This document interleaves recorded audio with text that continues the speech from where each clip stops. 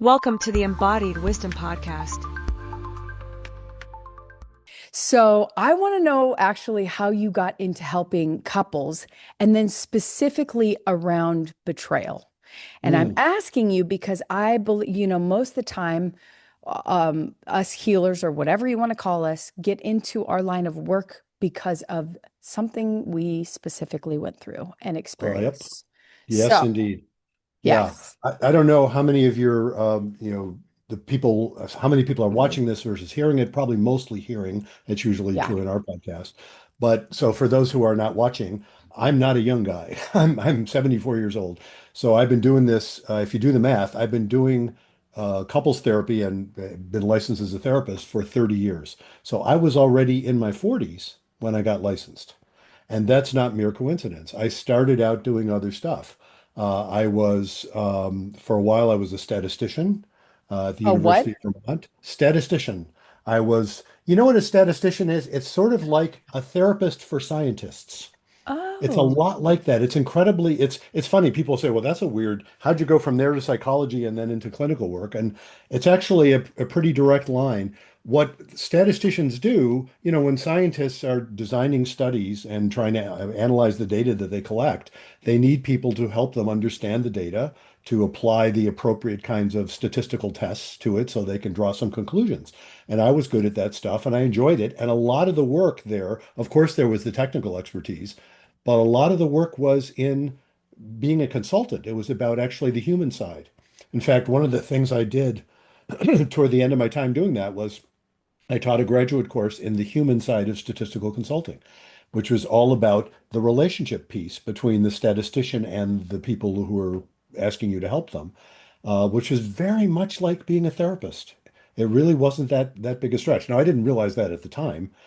How did I end up getting into psychology? Well, the University of Vermont didn't have a PhD program in statistics. They had a master's level, which was sort of interdisciplinary, and they had a PhD in psychology that was on the research side of things that would accept my master's in statistics as is, and then I just had to take the psychology courses. hmm. So I did that, and I enjoyed that. I did my master's work actually had been in a pretty psychological area, and so I ended up getting a PhD in psychology, still not on the clinical side. I was still working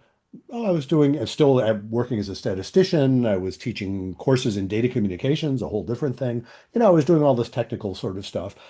I like teaching. I like explaining stuff. I was good at it. I enjoyed it. Wasn't until my own marriage experienced serious problems. Things kind of went to hell in particular ways that I started. That was one of those wake up call things. Ended up doing some individual therapy, doing some couples therapy.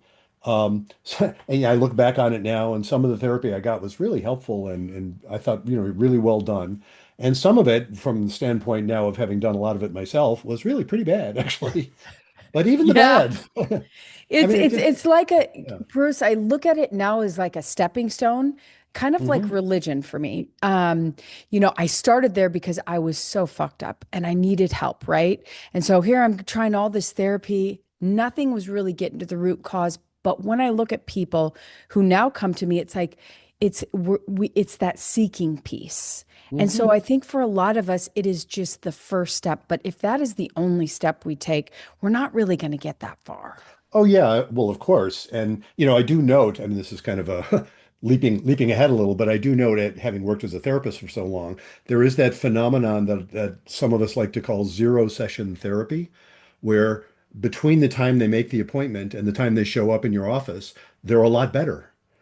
And Hmm. and I used to joke with people and I would say, well, what was it about how I answered the phone that really seemed to have cured you? Of course, it had nothing to do with that. It had to do with the fact that they were making the step. And sometimes making the step is the kind of act that can give people some hope. But let me get back to, my saga of how I got into it. Yes. So to make a long story short about my first marriage, both my ex and I have since gone on to marry really wonderful women, and we're both a lot happier. That's basically the story You of our both first married really marriage. wonderful women. Really wonderful women. I really like my ex's wife, Uh-huh. and she likes my wife, and we all get along. It's great. Are you So friends? yeah, we are friends. I mean, Oh, we don't hang out a lot, but we move in some similar circles, and we have kids and grandkids, and we of course encounter each other a lot around our kids and grandkids. So yeah, beautiful. we get along just fine. Now I make that sound just lovely. It was really painful along the way for her to figure out that what she needed to be, the person she needed to be with, I did not qualify as, you know. Um, it took her a while to, and she's the same age as me, my ex is, and our generation it was much harder for someone to come to that conclusion. And so, that I'm not going to intrude on her story, but that's that's how that ended up. But that took many years to get there. And along the way, that's when I encountered therapy. And it was along that journey that it started to feel like a calling. It wasn't just like, oh, yeah, I'm good at this stuff and it's kind of fun. This was something that felt like a calling. It felt like, wow, there's something about this that I'm kind of here to do. I wanted to be, it was such a privilege when I started getting the clinical training. It was such a privilege to be admitted into people's lives that way. And what I find mostly inspiring is to be there with people going through those really difficult struggles about things that matter a lot and see them doing what they're doing. And sometimes what they're doing is brilliant and wise and deep, and sometimes it's kind of stupid and like we all are on occasion. And it's just very human. And there's something about my being privileged to work with people in that process that just feels so right. So I have been doing that work now. It took me a few years to get licensed. I had to do internships and all that stuff. And I've now been doing it in private practice for over 30 years. And I'm still doing it in my 70s because I love it. I just love continuing to do the work. And I've written some books about it. And why does anybody write books? Well, part of it is just plain old arrogance, I suppose. I think I can write a book, by golly. And actually, I had written a statistics book in 1986. So it wasn't my first book it came out a few years ago. It was my second. But what I mostly am writing the books about is the stuff I've learned from working with all those couples I've worked with over the years. Why wouldn't you write a book? That's not Oh, sure. arrogance. It's not arrogance. It's you owning the fact that you're a badass. Because I'll tell you what I think makes the difference, a few things that makes the difference between a therapist that works and a therapist that doesn't. One is their excitement about what they do, and the Hmm. other is their constant growth. Okay, so back in the day, we didn't have the information about, say, things like trauma, generational trauma, epigenetics, all that stuff. We didn't have that information. So, for what it was back in the day, that's why I said it was the first step. But if you never get through talk therapy to some modalities that go deeper, that work on more than just the mind level, that don't get all the information held in the body. And I'm thinking about, have you read the book, The Body Keeps Score? Yeah, Bessel van der Kolk. Yes. Yeah. Yeah. He, same as you, he was so fascinated by it. He was constantly growing himself and wanting to learn and then, study it. That's what I think it takes to really make a difference in this field and in people's lives. If you Hmm. stick with one thing, hey, I learned talk therapy, we're just going to do this till the cows come home. That Yeah. doesn't work in my opinion. But it's Hmm. you that's like dedicated to this constant growth. That's why you're brilliant. So Well, you thank better you for you that. better Yes. write those books. Well, yeah, and I don't know if you know the Yiddish word chutzpah. There's a certain amount of chutzpah involved in writing a book, but sure, why not? And I'll mention I've written three books now on couples therapy type topics. The second one came out a couple of years ago, is called "It's Not About Communication: Why Everything You Know About Couples Therapy Is Wrong." Talk about an arrogant title. But I do point out in that book that that subtitle applies to me too. Everything I know about couples therapy is wrong too, which is to say, if I think, it's very similar to what you're saying, if I think I've got the last word, baloney. Yeah.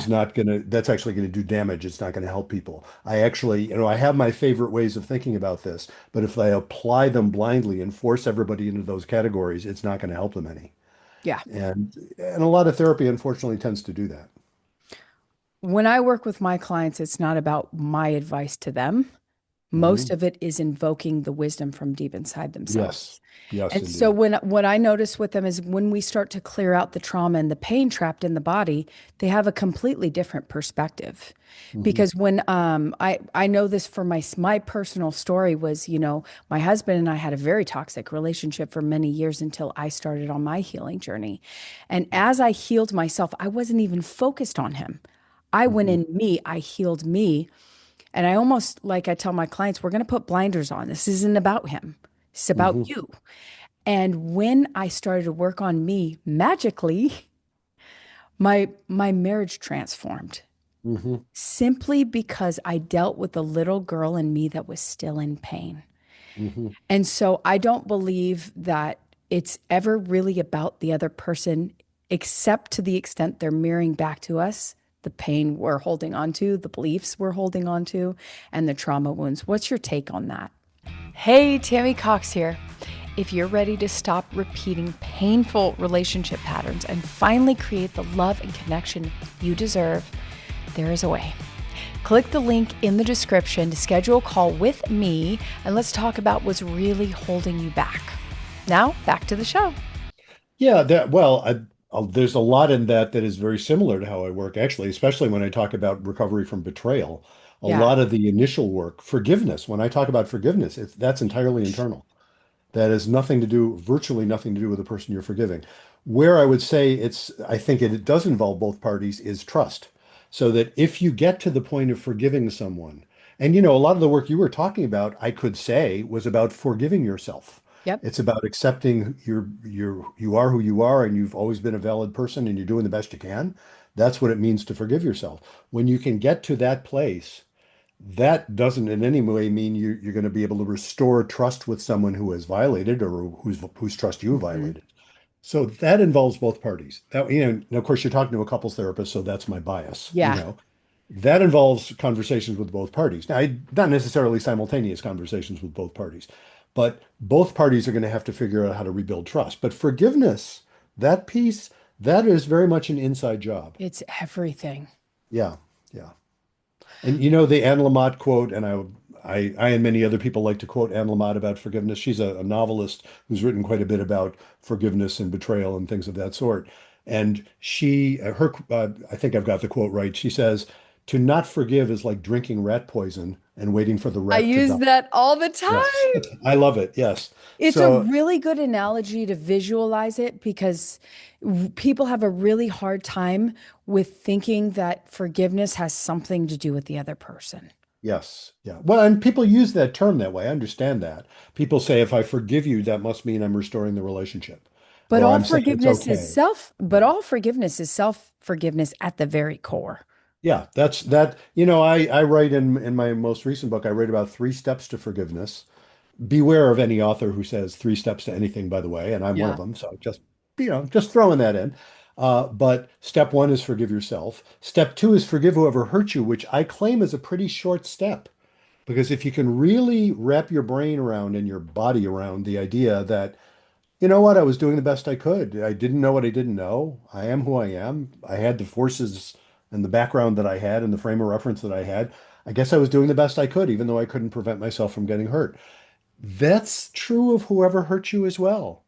I'm not trying to exclude the Yeah. importance of moral, culpability, but that's what they came up with. They had the particular thoughts and feelings and influences operating on them, and that's what they came up with. You sort of have to accept it. Doesn't mean it was okay, but work with it, and then you can say, all right, well, I don't have to be furious at you anymore. I can figure this out. And then I have a third step, which has a funny name, and you do not have to be religious at all to appreciate this name. What I call the third step is forgive God, by which I Good mean, one. okay, I can forgive myself. I can say, all right, I was doing the best I could. And I guess whoever hurt me, they were doing the best they could. Why do we have to live in a world where this shit happens? Yeah. God's got some serious explaining to do. It's to quote Lucille Ball back in the day, or actually Desi Arnaz. But anyway, I see I'm dating myself with those references. Um, but the idea that you have to forgive the fact that we live in a universe where we think we can control things, and obviously we can't. We have influence, but we don't have much control. And so we're going to get hurt, even though we don't deserve it, even though we couldn't prevent it. that will happen sometimes, to accept that, and I don't just mean accept it grudgingly, to accept that with a sense that, shit, I guess it has to be that way. It has to be that way because everything's connected to everything, and the various forces that operate include the possibility of that happening. They can't not. When I can accept that with some degree of grace, Yeah. and another word for that is faith. I just call that faith. When you can accept that sense that, well, I guess things are the way they need to be, we can work with it. Yeah. And on an energetics level, because I came from a religion into a greater understanding of all that. And so that's all energetics, right? So Hmm.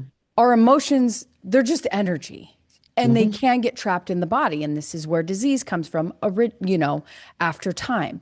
But if you look at everything as energy, there are emotions that serve you and there's emotions that don't. And so unforgiveness is sort of like stagnant energy in the body. It's like it's just not moving, and everything should move. That we live in a universe of movement. Everything Hmm. moves. And so anything that doesn't starts to get a little stinky, like water. Stagnant Hmm. water gets stinky. And so it's just about allowing that movement. And I explain it to my clients like this: is like we got to pull that pain out of the body. It's just sitting in there festering and you're living with all this pain and we just want to move it out. And so a big piece of that is forgiveness. So I appreciate your perspective on that. And I Mm. want to go into something a little deeper because what I'm noticing with couples, marriage specifically, is the world is really changing around this. People Mhm. are getting married less. They're not staying married as long. And there's just a whole different mindset that we're moving into. And I really want to talk to you about what this is, Hmm. what's going on with this, and what can we do, or what is the new vision of marriage for the future? Mm. Yeah, great questions. I have a chapter in one of my books called Why Get Married? Yeah. And it addresses a lot of that because, as you point out, that sure isn't the trend. Um, I think actually, it was that book came out about 5 years ago, and I remember in researching that, I found some statistic and this is already 5, 6 years old, to the effect that in the United States, the proportion of women having babies who are married when they have the baby is just about half now. It's probably by now it's under half. That under half of the women having babies are actually married to the father of the baby. And it's interesting because lots and lots of those unmarried women having babies are with the father of the baby. They're living with or in coupled with, but they're not married. They've chosen not to get married. And so indeed, there's no, I am old enough to remember stigma around that. I'm old enough to remember if you had a baby out of wedlock, the very I old-fashioned expression. I remember the word. There's a Yes, of word. course. Well, it used to be a deeply stigmatizing thing in most of the subcultures I'm familiar with in this country. And still in some, but not nearly the same. I mean, the idea that a celebrity, like now, celebrities seem to not get married and have babies all the time. I'm not, and I'm not an old guy sort of bemoaning this. I'm just observing it. It's interesting. A lot of people are choosing not Yeah, to do there's it. been a lot of changes in your life. Oh Like yeah, yeah. society has changed so rapidly from when you were a kid and how everything was viewed to the now. It must Oh be yeah. like mind blowing. Well, I can blow your mind perhaps even further just out of my own memory. My grandmother, the eldest of my grandparents was my father's mother. She was born in right around 1880, somewhere in there. And her lifespan went from before there were cars to watching somebody land on the moon on a television, which was also bizarre. And I'm talking about changes in one lifespan. And of course, I remember her very well. I mean, I was an adult when she died. Wow. So it's incredible how, yes, in a single lifespan or remembering, before that, how much change there has been in a very short time in terms of evolution, in terms of human history. Yeah. We haven't figured out how to handle this stuff yet. Yeah, But look at the last 50 years even. oh yeah. Such dramatic changes in like the internet. And now we're dealing with AI, just like it was with the internet of like, what's this going to change in our world? And should we be so scared? And it's just all these humongous shifts, but marriage being a really big one. And I think because I know so many women who are on their healing journey, and because the biggest change I see is the fact that women don't need men anymore. Back Hmm. 100 years ago, we were property. For history, we were property of men. We weren't even humans, right? When did we start voting? In the 20s? We couldn't even Well, get our again, own credit card till when? speaking of memory, I mean, I am, again, I don't even have to be that old to remember. And it was the 1970s when women still, in many places, couldn't get a bank account. A married woman couldn't get a bank account in her own name. A married woman couldn't get a credit card in her own name. In the And that was 70s? in the 70s. Yes, that Wow. changed in the 70s. But in the early 70s, that was still the case in most of the country. Yeah. Yeah. And then so now we're looking at women who no longer need men. We've balanced out as far as how much money we could make, we could provide for ourselves. So now there's this huge shift as women are healing. They're like, I'm not putting up with these guys. Like, I don't need Yes. them. I would love Yeah. a partner, but he's got to match me on my emotional level. And Hmm. so the EQ of men is almost needing to up level. And It and is, and this we is don't where, know how yet. We, we yeah. men do not know. I mean, speaking as a group, you see that happening with there are so many young men that just don't know how to approach a woman or be involved with a woman. And you know who I hear this a lot from over the years? Again, I've been doing the couples therapy thing for 30 years. So over that time, I've seen this happen more and more, where lots of women will say, in effect, where are all the decent guys? Yes, I Where hear are that the all the guys who can, time. yeah, and it's from the male perspective. I don't mean to speak for all men, but from a male perspective, old guy over here. I'm remembering when I was in high school, and this is going to sound again very old-fashioned, but for what it's worth, if you wanted to impress a girl in high school, a boy, if you wanted to impress a girl, you had to show prospects. Doesn't that sound old-fashioned? Do you know what Show I mean? prospects. Show prospects. A girl would look at a guy and say, well, this guy's not, he doesn't seem to know how to earn a living. Or, I mean, in high school, it's hard to tell. But, it's like, no, he doesn't seem to be ambitious enough to get a sense that this is a guy who could support me when I'm having babies. As you point out, of course, and I'm not saying this is a bad thing at all, but there are so many more possibilities for women to not need men, and it has left men not knowing how to handle that Yes, because that's we what I've been used to hearing. evaluate our own worth in terms of how much a woman would say, Mm. "Oh, I need you." Hmm. And now the women are saying, "Well, I can play with you, but I don't need you." Right. And we don't know what the fuck to do. I know. Yeah. I am seeing that everywhere. That is exactly what I'm seeing. Yeah, so that's why I think this is the call to men like, hey, it's time to do your inner work and Hmm. raise up that EQ. And what I find with men when it's really hard for me to work with men, because like I said, I work mostly with emotions, and these guys can't even get the plug in the outlet to connect to their emotions. Yeah, there's some physiology in that, I am told. I'm not an expert on that, but I think this is true, and you can tell me if you've heard this one. I think women have something like 25% more fibers in the corpus callosum than men do, and Hmm. the connection between the two hemispheres. Okay. That would now, I'm sure I'm going, a real neuroscientist would probably say, "Oh, you're going way beyond the data, whatever. Try take it for what it's worth." Yeah. That would perhaps imply, and you certainly observe this anyway, women as a group have way more facility knowing your emotions, never mind actually expressing your emotions in words, than men do. Men often are surprised to discover that we're angry. Women will look at men, or will look at me if I note that. They'll say, "How can he not know?"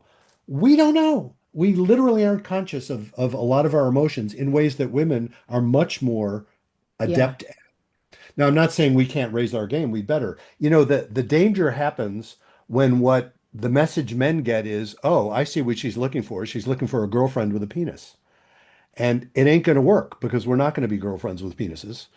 And My and we husband yeah. says that too. He's like, you want me to be a chick. You want to Yeah. talk to me.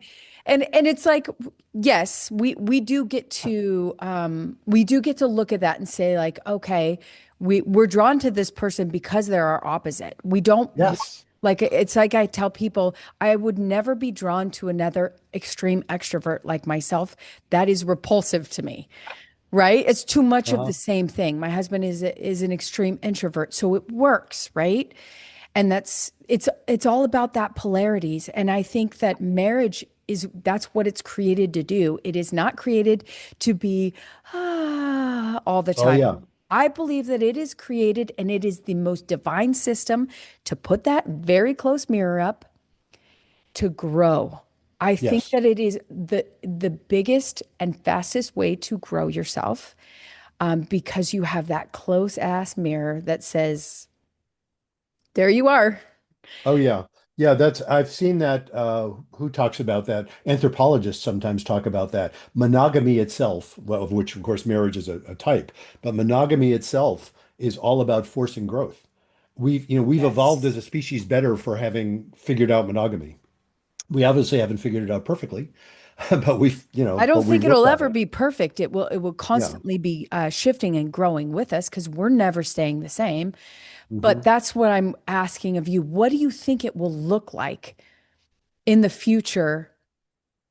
What is marriage even going to look like? Is it Yeah. even going to be a thing in 50 years? I think so, although don't count on me to be an expert But you mean prognosticator. like the contract side of it, not necessarily the um not necessarily the lifelong partnership or the long partnership, but I'm talking about like the way it is as far as the structure of like sign on the dotted line. And when you want to break the agreement, it's like I feel like that's really the hard part right now is that divorce is just this big, huge thing because all of a sudden you're going to court, you're splitting up Yeah. money. It's like an ego death of extreme. It is. I mean, there's a reason why that is deliberately made difficult. It's the flip side of recognizing there is value in marriage. Yeah. And what I'm noting already happening clearly is marriage is clearly not for everybody. Not everybody wants it. Not everybody, the reason maybe I just like to think that in 50 years' time, there will still be marriage. It's not so much the contract side, it's the covenant side. And Yeah. what I mean by that is it's the sacred side. And again, you don't have to be in a particular religion to appreciate that distinction. The conclusion I came to in my chapter on why get married is, you don't get married because you think it'll guarantee anything because it won't. You No. can be monogamous without being married, and many people are. So you can experience that kind of growth through other kinds of relationships. The thing about marriage is it's not just the two of you in any culture, marriage is about your not just the two of you, but your whole community. Or in religious terms, it's about marriage before God. It's about marriage. Marriage involves a bigger system than just the two of you. And if that is a level of intimacy that is very different from merely, as if it was a small thing, merely loving someone, which is huge. But that Yeah. is a different level of intimacy. It's like, okay, it's not just that we are this couple and we have changed our identities. That's sort of what I mean by the covenant part. Hmm. It's like this union has now become part of who I am. No wonder it's difficult to break. It's not merely that we're doing this for mutual benefit, which is lovely. But and marriage is all about, even if it stops being for mutual benefit, if one of us gets sick and the other's going to stay there and take care of us, that's part of who we are. That sense of marriage that says, wow, this is bigger than us, that means you're interacting with the world not just as yourself anymore. You're interacting with the world as part of a couple, and the world treats you differently. Some people want that, some people are terrified by it. And I absolutely respect their being terrified because it can be pretty scary. But when you enter into that concept, that's what, it's an old-fashioned idea, of course, where people had no other options. So they said, well, of course we're married forever, even if we hate each other. I don't like that idea. I'm glad there's such a thing as divorce.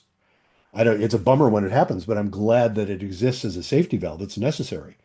My religious background, it's right in the Bible.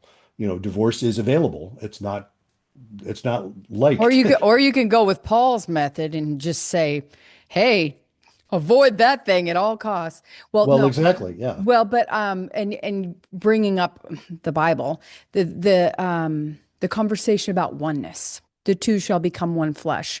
Yeah. This is the most difficult refining process ever. Talking about Hmm. death to self, meaning death to to the ego.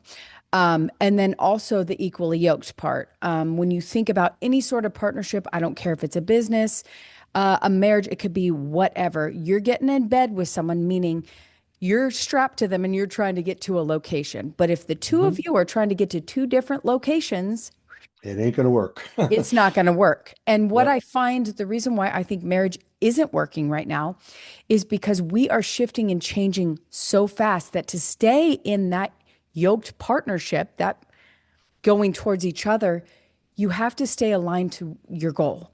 And Hmm. people's goals are just not the same that they were 10 years ago, 20 years ago. They're Sure. changing at a very rapid pace. And this is what I mean about the emotional intelligence. I've had a very different experience than a lot of people that I work through on their healing journey because I stayed in it and I worked on me and I didn't make it about the other person. Hmm. And because I did that, because I got selfish, I'll even call it selfish, because I just said, I'm not looking at you. I'm not making this about you. I'm not going to make you do what I do. I'm I'm going within and I'm shifting me. And when he got to witness and observe the peace that came from me working on myself, he's like, yeah, I think I want some of that. So he Uh-huh. joined me, but that doesn't always happen with my clients. Sometimes their husbands are just they hate that they lost control of their wives. They're not on the same path. And so in this case, she would have to make herself small, go back into those old toxic patterns to stay in that union. Hmm. Yeah, So, that happens, doesn't it? yeah. That's a, you know, I it's interesting when you talk about that notion of yes, one being made one flesh, but also sharing the yoke. It's inherently paradoxical. Yeah. It's paradoxical. And I always talk to folks about, there's two different sets of needs you're trying to fulfill, and they're somewhat in conflict. There's stability and there's intimacy. And stability is about that sense of we're going to be pulling in the same direction. Intimacy is that sense of I don't know what direction I'm going, but this is what I'm feeling. And I want to be interact, I want to be open to the world, which may change what direction I want to go in any given moment. And both of those things I'm claiming are needs, and yet they're somewhat in conflict with each other. So a lot of what's involved in somebody doing the work they need to do, and this is true whether it's I think whether it's individual or whether it's together as a couple, a lot of that work is tolerating that anxiety. It's recognizing, wow, this is not necessarily going to be comfortable to realize, the women you're working with who are doing this internal work and finding their sense of, I don't want to put up with this shit anymore, you're in your situation, you were recognizing, yeah, this isn't about my husband, this is about me. Let me figure this out. It could have turned out, as you pointed out, maybe your husband wouldn't have wanted to say, oh, I want to be there with you. But you didn't close that option off either. And a lot of folks doing individual work, intentionally or not, do close that option off. They'll say, well, I've been treated badly, or this relationship has treated me badly. Now I'm healed. I got to get the hell out of this relationship. As opposed to, wow, this relationship has been treating us both badly, perhaps, or it's certainly been treating me badly. Now I'm healed. I wonder if this relationship has something in it that is really important, an important part of who I am. Important not just for me, but for the bigger system, for the rest of the family, for the kids, for whatever. The notion of staying together for the kids gets a bad name. I understand why it gets a bad name. But Hmm. sometimes, if that's one of many reasons to stay together, it seems to me it's perfectly valid. It's like, wow, if we could actually find each other again, Yeah, that's going to be if in they're general. working, Yeah. if they're working on it, not If they're working. if they're Right. not changing anything and thinking, "Oh, we're just going to stay in this misery forever." Oh, yeah, not going to work. I have not seen that that really serves the kids. But if they're working No. on it, or if at least one person is working on it, because I know for me, it just took one of us to save our marriage. It took Yes. me. I stood up and I started working on myself, and that's what it took for me. But the process for everyone, I think, is different. But I'd love to talk. Do you know or speak into like attachment styles at all? I do, yeah. I'm aware of attachment styles.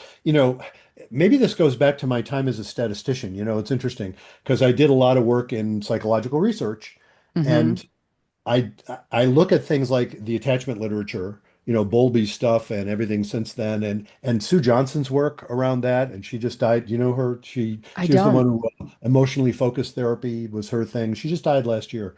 Um, but she did some amazing work, and it was related to attachment styles in couples therapy. Um, Great stuff. The little cynic in, or is it cynic? Yeah, probably skeptic. That's a better word. Yeah. The skeptic in me says, yeah, don't take it too literally. Yeah. I totally agree. And I see so many people saying, well, I have a secure attachment and my partner has an anxious attachment, and that's got to mean no, those are useful to the extent they're useful. Don't overinterpret because you can easily, harden yourself into a category and then you're not actually paying attention to what's really happening. So, all of that said, yes, attachment style stuff's really interesting because as you know, it relates a lot to that sense of what were your early experiences? What did what were you trained in terms of what to expect from a loving relationship? And And how do you act yeah, when you're triggered? exactly, right. Well, and I use the word panic very broadly, being Uh-huh. triggered. My wife and I do my wife Judy Alexander and I do I have to put in a plug for our podcast, which is Definitely. called Couples Therapy in 7 Words. For those of you who are hearing this, I'm holding up we have merch. It's really disgusting, isn't it? Nobody buys it, frankly, but we have it. It's fun. Couples Therapy in 7 Words, which is the name of our podcast. And the 7 words are be Be kind, kind, don't don't panic, panic, and have and faith.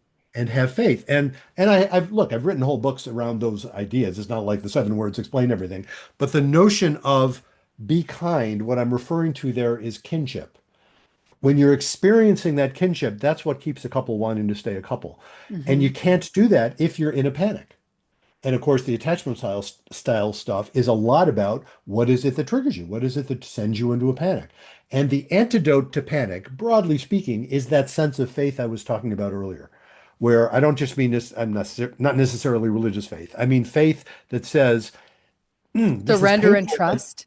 yeah, there's something right about this reality business. That's what I mean by faith. Exactly. Surrender and trust sort of follows from that. There's something right about reality. And I have to accept that and work with it, even as I will work to change things I can change. It's not like I'm giving up and saying, oh, to hell with it, I'll just see what God has in store for me. I don't mean that at all. I Hmm. mean faith in the sense that says, okay, well, this is painful, but there's got to be something meaningful here that I can learn from. Hmm. That kind of faith. Viktor Frankl wrote about that in Man's Search for Meaning, where he had Yeah, survived Auschwitz I love that and book. yes, and found meaning in that suffering and the pure evil. But he found meaning in that. That idea that you can find meaning in suffering, that's the kind of faith I'm talking about. That's what will let you not panic, which will then let you actually hear your partner and say, I wish you weren't feeling that way, but starting to understand why you do. You know what I call that? I call it the oh shit moment. The oh shit moment in therapy. It's a lot of what we're trying to get to. I'm dramatizing it by calling it a moment. But the oh shit moment is when somebody says, oh shit, that's what's happening here. That's what you're thinking. I hadn't realized that. I wish you weren't, because I'm thinking something real different, but no wonder we're having this problem. Oh shit. And it's not an aha moment because it's not a solution yet. But at that moment, they're expressing faith. They're saying, oh, there's something to understand here I hadn't realized. And that's the beginning of healing Yeah. when they can get to that. Yeah. What I think too is when we heal our own nervous system, Mm. we just have our inner level is just on that peace setting, right? When I started to quiet the noise of the trauma and the pain, right? Which I believe we all have, not everyone. I had a very traumatic childhood and Mm. I inherited a lot of generational trauma as well. Mm. That was creating everything in my household, within my marriage, within my life, within everything was this chaotic sound. And it wasn't until I quieted that sound through the inner work, right? By curiosity and why am I like this? Why do I think this way? Why do I believe this way? I had to really go within and I had to be very curious about me. But when I healed that, it was like all the other voices, it just got real quiet. My nervous Yep. system just, and so that's what I'm looking to do with my clients because what I find is you don't get triggered that as easy. You don't get like when you do get triggered, you get curious. For me, when Well, my yes. attachment style is that tantrum little girl, my husband, when he gets triggered, he gets quiet, shy, he gets away, he hides. Mhm. And so it's learning, okay, when I go into that, I'm in pain. What is the wound that's being poked? Get really curious about it. And as we heal those things, our nervous system gets calm. And so we're not triggered by everything he's doing, Hmm. right? Yeah, the very curiosity you're talking about is, in a sense, what I mean by manifesting faith. It's like you can, and of course, the only reason you can be curious is that you're not completely consumed with panic. You had to learn to regulate enough to Yes. so that the part of your brain that can be curious, it's like mostly neocortical stuff. Your neocortex, when you're in a panic, your neocortex is largely shut down. That's kind of to protect us in evolution. It's like if the saber-toothed tiger that you've survived once shows Yeah. up again, you're not thinking, "Oh, what a fascinating saber-toothed tiger." Oh, he's beautiful. Yeah, exactly. It's like, wow, that's really interesting. No, you're not curious then. But if you can be curious, it means you're not in a panic. And that indeed is what lets you then process that trauma so that you can remember it without freaking the fuck out. Yes. That's what that's about. And it's so interesting because other training I did before I was working with couples and actually overlapping with working with couples, I'm also trained in EMDR, if you're familiar with that modality, Hmm. eye movement desensitization reprocessing. And, very much body based more than talk. It's not really a talk therapy. And it's fascinating when people are able to process old trauma, they get their brains back. And so they will often then remember. It's not like their memories had been wiped out, but they'll then be able to safely remember a much more nuanced view of whatever their childhood was. For example, if it was childhood trauma, they'll be able to remember, well, yeah, my father was abusive as hell, but then there were these times when he was actually a nice guy. And you can only do that if you're not in a panic, Yeah. if you're able to see it with some nuance. And that seeing it with nuance is how you heal a relationship, isn't it? It's like, yeah, it turns out, I mean, this is one of the other things I love to point out to folks. It turns out all of us human being folk are annoying as hell. We're annoying people, God knows I annoy my wife. She's so sweet about it. That's why we get along. She's really gracious about how annoying I am. She'll tell me. It's like she's not shy about it, but she doesn't feel like personally wounded when I'm annoying. She'll just tell me I'm annoying and she's sweet about it. And I feel good. It's like, well, I don't want to be annoying. I love her. It's great. So it can only be annoyance when you're feeling pretty good. When you're not feeling good, when a couple is having trouble, those annoyances aren't annoyances. They're just more evidence about why everything is screwed up. Hmm. And so to be able to get there, that ability to be curious about your own reaction is kind of the key. It makes sense to me from what you're saying. It's kind of the key to being able to heal a relationship. It's like, okay, wait a minute. I don't have to freak out here. I've got my style of how I freak out. My husband's got his style of how he freaks out. Isn't that interesting? Hmm. Everybody calm down. Maybe we can find each other. Sort of cool. Yeah, sort of. Yeah. Well, this has been a very fascinating conversation, Dr. Bruce. I Mhm. have enjoyed it immensely. Tell people where they can go to find you and your resources, sir. Best place to find me is on my website, which is simply brucechalmer.com. So if you spell my name right, you'll get it. BruceChalmer, brucechalmer.com. That's got information about my practice, information about my books, and the podcast I mentioned I do with my wife. And I've got a bunch of videos on there and this, that, and the other thing. And I'd love to hear from people. Yay. Well, thank you so much for coming on and sharing your wisdom with us. We have enjoyed it immensely. Well, so have I. Thanks for having me on. Of course. What was I going to say? We'll link all that stuff by the way. You'll send me Great. whatever you want. We'll link it. Hmm.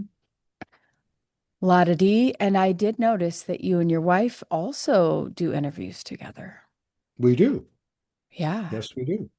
Yeah, we do because our podcast we do together, and Okay, like baby. I'm the therapist and she's the real person, as we like to say. She's a retired educator, and so she's always been good at talking with people too. But we have a lot of fun, and I think what people see in that podcast a lot is our chemistry. Yeah. That we have a lot of chemistry together because we really enjoy it. So And you can't teach that, Bruce. no, you can't. No, you can't.